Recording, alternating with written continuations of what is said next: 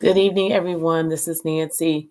So, normally you all see me Monday, Tuesdays, and Saturday mornings. However, today I did miss church today because there's a snowstorm outside, and I just thought it would be safer for me to stay at home with the roads. Um, the salt truck's not quite coming out. So, I did catch the tail end of Bishop Butler's message, The Blessing of the Lord. That was good. And actually, this is a special edition. So I'm going to veer away a little bit from second and third John today. I had actually planned to go over second and third John before I started Jesus Lineage, but because this is a special edition, I'll just get started tonight. So forgive me in advance, this might be a little raw. This is actually my first time teaching on this subject, so just bear with me. Um, so we were supposed to start on the book of John tonight. However, um, because Jesus' lineage is not in the book of John, I'm going to read the lineage from Matthew, not the entire lineage. I'll just talk about it a little bit. And actually, um, Matthew is the only account where Jesus' lineage is actually mentioned in chapter 1. So if you all can join me in turning there, Matthew chapter 1. And I'll just read the first couple of verses. And it says, the book of the generation of Jesus Christ, the son of David, the son of Abraham. Verse 2, Abraham begat Isaac, and Isaac begat Jacob, and Jacob begat, here it says Judas, but with the King James Version, they interchange the H and the S for whatever reason. I don't know why, but we see this quite a bit, that sometimes people's names are spelled 2 or 3 different ways, which I know can be confusing. So here it says Judas. This is actually Judah, one of Jacob's sons and his brethren. So here, Judah is one of Jacob's offsprings. We had said before that Jacob created the 12 tribes of Israel. Well, one of those tribes is called Joseph. And as you all know, King David and Joseph are two of my favorite characters in the Bible and the Old Testament. Well, Joseph is in the lineage of um, Jesus, and so is King David. Um, verse 6 talks about how Jesse begat David the king, and David the king begat Solomon of her that had been the wife of Uriah. This is one of those places where Jesus does not mention Bathsheba. He mentions the wife of Uriah here. So I want to talk about the genealogy of Jesus tonight, because I think you all will find it really interesting. Well, from the tribe of Jacob, or from Jacob, he, Abraham, Isaac, and Jacob, they are considered the patriarchs of Israel. And Jacob had 12 sons who all became, they all created their own tribes. And that's how we get the tribes of Israel, the 12 tribes of Israel. Well, Jacob, one of his offsprings was Joseph, as I've told you before, one of my favorite characters. I've told you, shared this story with you all about how his 11 brothers sold Joseph into slavery. Well, Joseph grew up in Potiphar's house. He grew up under a king. He became second in command while he was in Egypt. And a famine hit his brothers' country. So they had to come to him to ask for help. And there's a reason. I have a point to all this, so just stick with me. Okay, so let's take a look further in what happened with Joseph and his brothers. When I had mentioned, like I said, this is my first time teaching this, so it's going to be a little interesting. So when Jacob was elder in age, basically Joseph reunited with his brothers and his father. His father, Jacob, thought he was dead. Which is something normal to do in Jewish culture, Israeli culture, they pronounce a blessing over their children and sometimes grandchildren when they know that they're about to transition, in this case, to heaven. So he put a blessing over his children. Well, sometimes with the 12 tribes of Israel, instead of mentioning Joseph as a tribe, Joseph's two sons are mentioned in his place, and that those two sons were Ephraim and Manasseh. So Ephraim and Manasseh, we know they didn't have the hardships that his brothers had with their children in Israel, and basically they were spoiled rotten. So let's take a look at so they sometimes are substituted with the 12 tribes of Israel instead of them mentioning the tribe of Joseph in the Bible. They will mention the tribes of Ephraim and Manasseh instead. Okay, so let's go back to Genesis 49 when Jacob pronounces the blessing over his sons and over his two of his grandsons, Ephraim and Manasseh. Okay, so I am in Genesis 48. I'm going to start at verse 1. And it came to pass after these things that are told Joseph, behold, thy father is sick, and he took with him his two sons, Manasseh and Ephraim. And one told Jacob and said, behold, thy son Joseph cometh unto me, and Israel strengthened himself. So Israel is Jacob's new name. Jacob means trickster. And so at some point, God changed Jacob's name to Israel, which of course later represents the nation of Israel, and set upon the bed. Verse 3, and Jacob said unto Joseph, God Almighty appeared unto me at Luz in the land of Canaan, and blessed me, and said unto me, behold, I will make thee fruitful and multiply thee.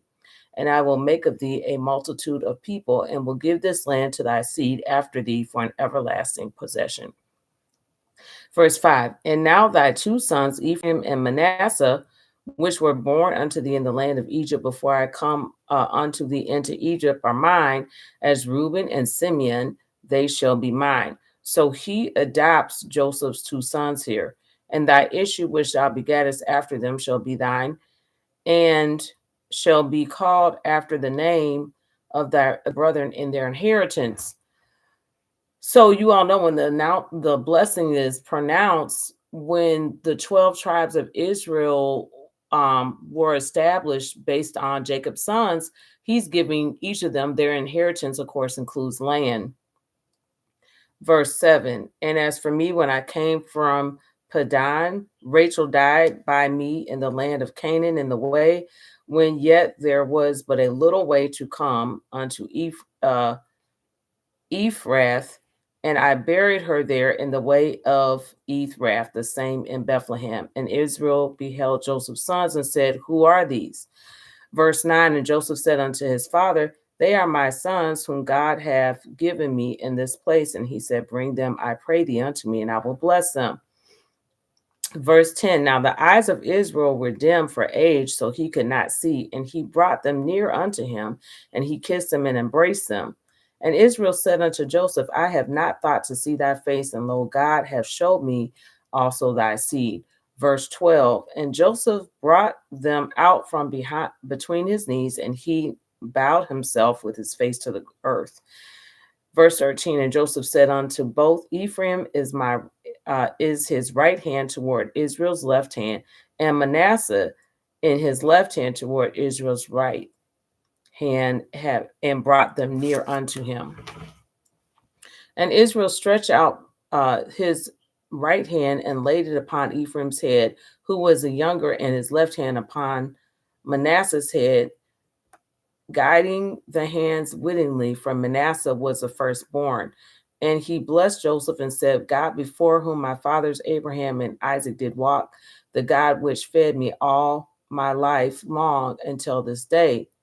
The angel which redeemed me from all evil, bless the lads, and let my name be named on them, and the name of my fathers Abraham and Isaac, and let them grow into a multitude in the midst of the earth. Verse 17, and when Joseph saw that his father laid his right hand upon the head of Ephraim, it displeased him, and he held up his father's hand to remove it from Ephraim's head unto Manasseh's head.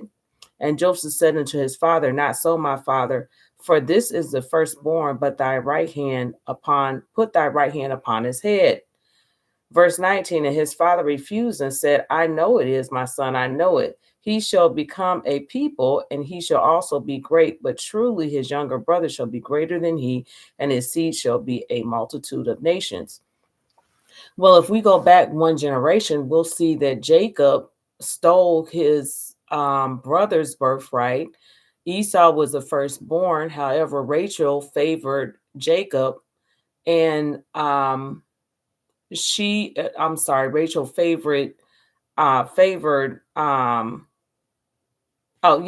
favored Jacob, and as a result, um, ended up tricking her husband to bless Jacob instead of Esau. And so this continues into the next generation with Jacob's two sons. Verse 20, and he blessed them that day, saying, and these shall Israel bless, saying, God make thee as Ephraim and as Manasseh. And he set Ephraim before Manasseh. Verse 21, and Israel said unto Joseph, behold, I die, but God shall be with you and bring you again unto the land of your fathers. Moreover, I have given to thee one portion above thy brethren, which I took out of the hand of the Amorite with my sword and with my bow. So that is the blessing of Jacob on two of his grandsons. And those grandsons, were Ephraim and Manasseh. So sometimes you'll see in the Bible, it'll say the tribe of Joseph. Other times it'll say the tribes of Ephraim and Manasseh. And Jacob was able to do that because he gave Joseph a double portion of his inheritance. As I said before, Joseph was one of Jacob's favorite sons. We're not supposed to have favorites, but that is one reason why his brothers sold him into slavery, because they were jealous of him. He had a coat of many colors that his father gave to Joseph and not the other sons. And historically, Joseph should not have received the double portion, but he did because that's how much his dad loved him. So where there was enough of an inheritance for both Ephraim and Manasseh, because his father gave Jacob the double portion. So let's see. All right. So with the 12 tribes, eventually, the two king Israel was one nation at one point in time. Eventually, the 12 tribes split up into the northern and the southern kingdoms. Well, in the northern kingdom, we have the 10 tribes of Israel. And the southern kingdom, there were only two tribes, and those were Judah and Benjamin. Both Judah and Benjamin, I'm pretty sure, were, because let's see, Rachel only had, one was, I believe, Rachel's offspring. Judah is definitely Leah's offspring. Let me check on this real quick.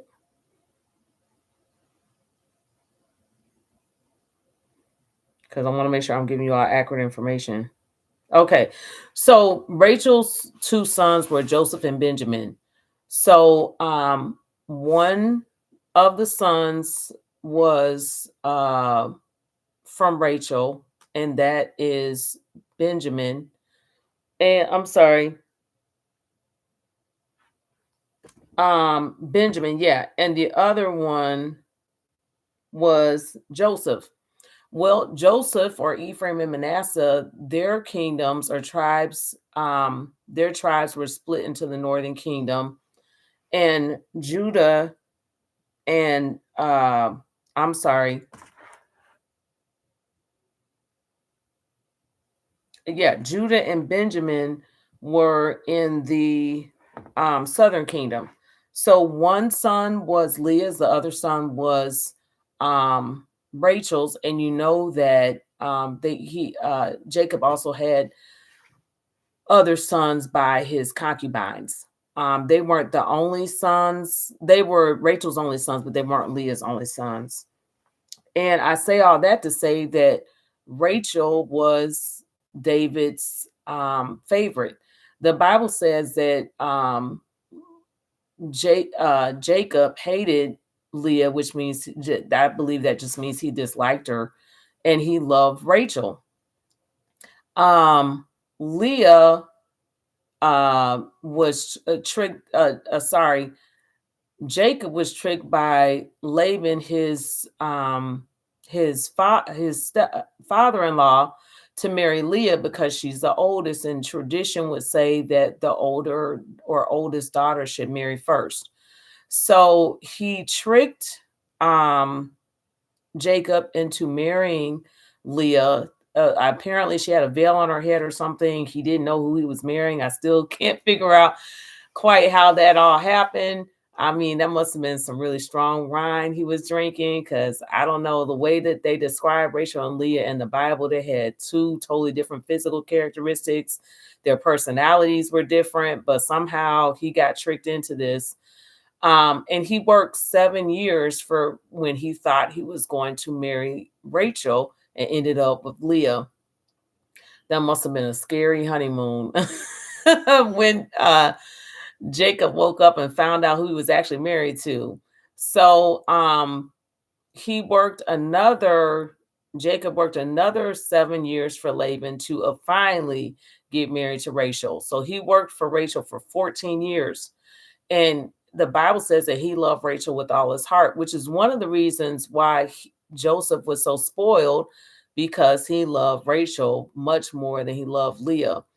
Um, I honestly believe that we know that Jesus came from out of the tribe of Judah, which was Judah means praise, which was one of Leah's sons. But I honestly believe that the tribe could have come from Joseph. But Ephraim and Manasseh messed that up. So when Jacob blessed Judah, he did prophesy that the Messiah would come through the tribe of Judah. And we'll look at that. We'll look at that in Genesis 49, verse 10. I'll start with verse 8. And that reads, Judah, this is when Jacob is giving the blessing. So now we're past Joseph's two sons, Ephraim and Manasseh. We moved on to some of his other sons. So let's pick up in chapter 49, verse 8. And it says, Judah, thou art he whom thy brother shall praise. Thy hand shall be in the neck of thine enemies. Thy father's children shall bow down before thee. Judah is a lion's whelp. From the prey, my son, thou art gone up. He stooped down. He crouched as a lion and as an old lion. Who shall rouse him up? The scepter shall not depart from Judah, nor a lawgiver from between his feet, and until Shiloh come, and unto him shall the gathering of the people be. So the scepter was used to anoint people.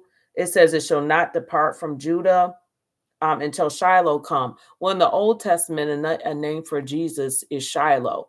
So here, Jacob, they had heard in the Old Testament that a Messiah was coming to save them. So we see that even from starting in Genesis. So we're going to get into that next year when it talks about, I'm going to be talking about end time prophecy in every book of the Bible. So stay tuned for that. But anyway, Jacob pronounced that the Messiah would come through the lineage of Judah. So I'm not 100% sure if Jacob was a prophet, but usually whatever the patriarchs or the prophets said in the Old Testament, God would honor that. So we do see that Jesus comes through the tribe of Judah. Well, let's see how Ephraim and Manasseh messed up their inheritance. I had already said they received a double portion. They received more of an inheritance than their other brothers because that's how much Jacob loved Joseph. He loved him so much that he adopted two of his grandchildren into the tribe of the 12 tribes of Israel, which he did not do for any of his other sons. So let's see what happens from there. So the northern and southern kingdoms were split up. Ephraim, so the conflict starts with a blessing because I believe that Ephraim is the younger child. Ephraim is the younger son. And so that means that Manasseh should have received the blessing first. But Israel told Joseph, behold, I die, but God shall be with you and bring you again unto the land of your fathers. We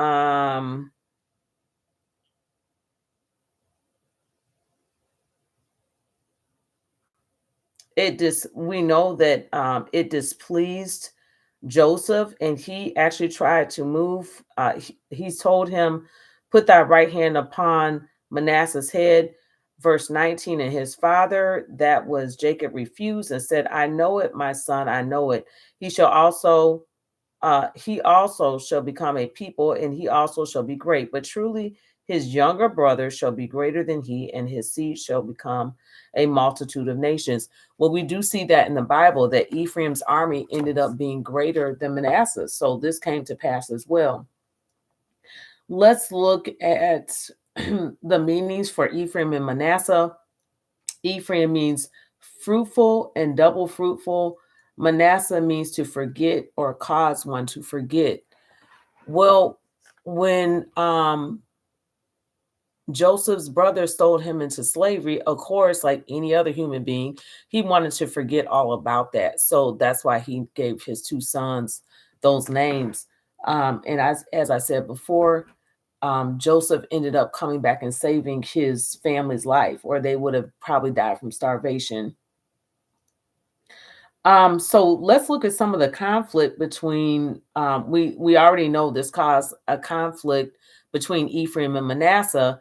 So it also caused a conflict between Judah, the tribe of Judah, and Benjamin. But the southern kingdom was more often referred to as the tribe of Judah. So let's take a look at Isaiah chapter 9, verse 21. All right, so it says, Manasseh Ephraim and Ephraim Manasseh, and they together shall be against Judah. For all this his anger is not turned away, but his hand is stretched out still.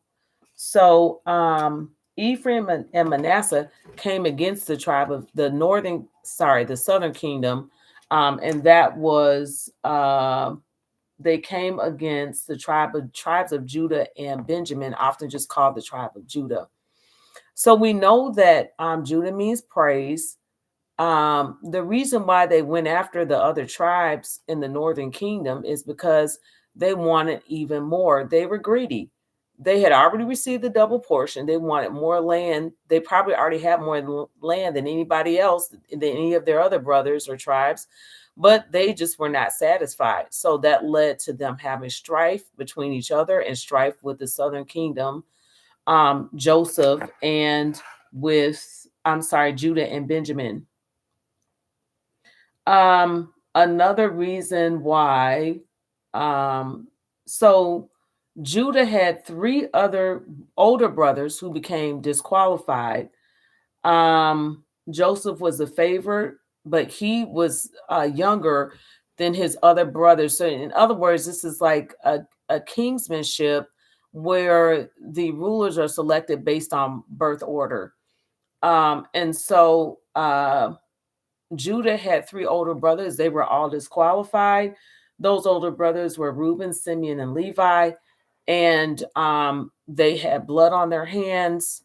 One of, I believe, Dinah, one of their sisters was raped. And so they went back and took out that whole group of people. So that disqualified them. And another one slept with one of Jacob's concubines. So three of the brothers were automatically disqualified from being in the lineage of Jesus. And I believe that had Ephraim and Manasseh not been greedy, that the Messiah, Jesus, could have come through those tribes, but they disqualified themselves as well. They fought over territory, they fought over land. Eventually, the 10 tribes, which is sometimes referred to as the 10 lost tribes of Israel, they became overtaken by the Assyrian army, which was one of the enemies of Israel. And as a result of that, most of them became displaced. Their population was displaced.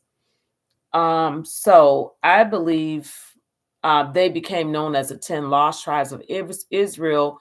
And for several, probably decades or centuries after that, the southern kingdom remained much longer than the northern kingdom. So 2 tribes actually still remained out of 12 total tribes. Only 2 remained for several years until eventually it may have been Babylon, which represents the world system. They were eventually dispersed abroad as well. So I say all of that to say that Ephraim and Manasseh could have been in the lineage of Jesus Christ, but because of strife and greed, they disqualified themselves. And instead of wanting to see everyone get blessed, they were so concerned about their own self-preservation that they ended up causing other brothers or tribes to fall away from God or be, destroyed or dispersed, etc. So once again, these are things that cause that strife and division, causes groups of people to be destroyed or scattered abroad. So in the end, it all comes down to Ephraim and Manasseh. And in modern days, today, we can say the son and daughter tag team or the sister and brother tag team. So I hope you all enjoyed today's lesson. It is a little bit shorter than my normal lessons. Thank you all for joining me today. And I look forward to seeing you on the podcast tomorrow when we will return back to the Gospel of John. Bye-bye.